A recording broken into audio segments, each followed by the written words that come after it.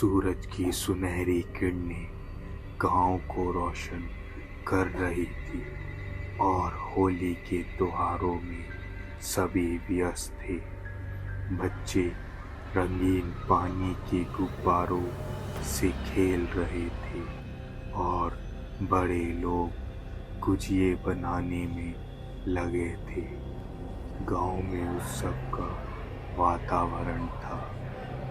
गांव में एक युवा लड़का था, राजन।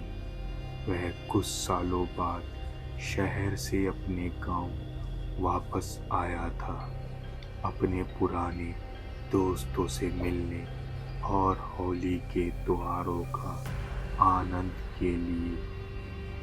वह बहुत उत्साहित था। जैसे जैसे सूरज ढलने लगा, वातावरण में कुछ ऐसा बदलाव आया जिससे अधिकांश लोग नहीं समझ पाए। रंगों और हंसी खुशियों का माहौल अब एक अजीब शांति में बदलने लगा। हवा भी पहले जैसी मजेदार नहीं रही, बल्कि उसमें एक ठंडक महसूस होने लगी। राजन ने इसे कोई महत्व नहीं दिया। यह तो बस एक मौसम का फर्क है, उसने खुद से कहा। कुछ नहीं है डरने जैसा। फिर भी उसके दोस्तों को एक अजीब सा डर महसूस हो रहा था, खासकर आरव, जो कुछ अधिक ही घबराया हुआ लग रहा था। कुछ तो गड़बड़ है, उसने धीरे से कहा। क्या तुमने देखा उस पुराने मंदिर को, जो इस बार काफी अजीब सा लग रहा है, जैसे बिल्कुल वीरान पड़ा हो? राजन ने हंसी में जवाब दिया, ये बस होली का असर है। लोग बिना वजह डरने लगते हैं, लेकिन रात के समय जब बॉनफायर जल चुका था और सभी लोग धीरे धीरे अपने घरों की ओर लौटने लगे, तभी चीजें बदलने लगी। विक्रम, आरव और राजन ने तय किया कि वह गांव के बाहरी हिस्से में स्थित उस पुराने मंदिर के पास चलते हैं। जब वह मंदिर के पास पहुंचे तो उन्होंने देखा कि वहां एक अजनबी व्यक्ति मंदिर के द्वार पर खड़ा था। वह एक लंबा और दुबला आदमी था।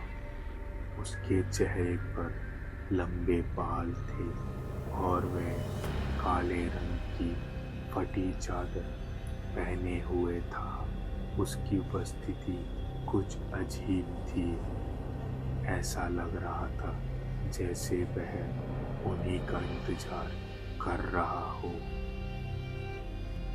ये कौन है? विक्रम ने हल्की आवाज में पूछा। राजन ने जवाब दिया, शायद कोई शराबी है, चलो हम चलते हैं। लेकिन इससे पहले कि वह वहां से निकल पाते, अजनबी ने अपनी घिसी-पिटी आवाज में कहा, इस रात में गांव का अंत होगा। राजन ने हंसते हुए कहा, तुम क्या कह रहे हो? शराब पी ली है क्या? लेकिन अजनबी ने कोई प्रतिक्रिया नहीं दी। उसने सिर्फ हाथ से मंदिर की ओर इशारा किया और कहा, मंदिर का शाप आज रात जगेगा। फिर वह अचानक मुड़ा और बिना एक शब्द कहे अंधेरे में गायब हो गया। वह तीनों चुपचाप एक दूसरे को देखते रहे। आरब जो पहले से ही घबराया हुआ था बुदबुदाया, हमें यहाँ से जाना चाहिए, यह जगह सही नहीं लग रही है। राजन ने उसकी बात को नज़रअंदाज किया और कहा, यह बस कोई पागल आदमी होगा। वह तीनों वापस गांव की ओर लौट रहे थे, लेकिन कुछ अजीब सा महसूस हो रहा था। गांव के रास्ते पहले जैसे नहीं लग रहे थे।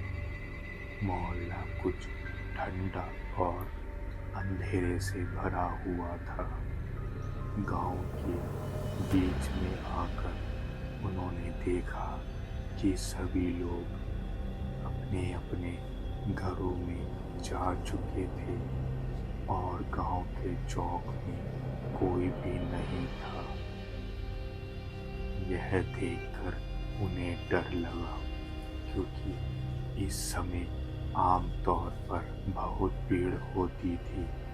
हवा भी कुछ अजीब सी लग रही थी और ऐसा महसूस हो रहा था जैसे कोई खौफनाक शक्ति चारों ओर से घेर रही हो।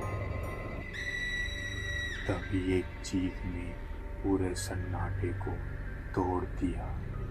यह चीख मंदिर की दिशा से आ रही थी।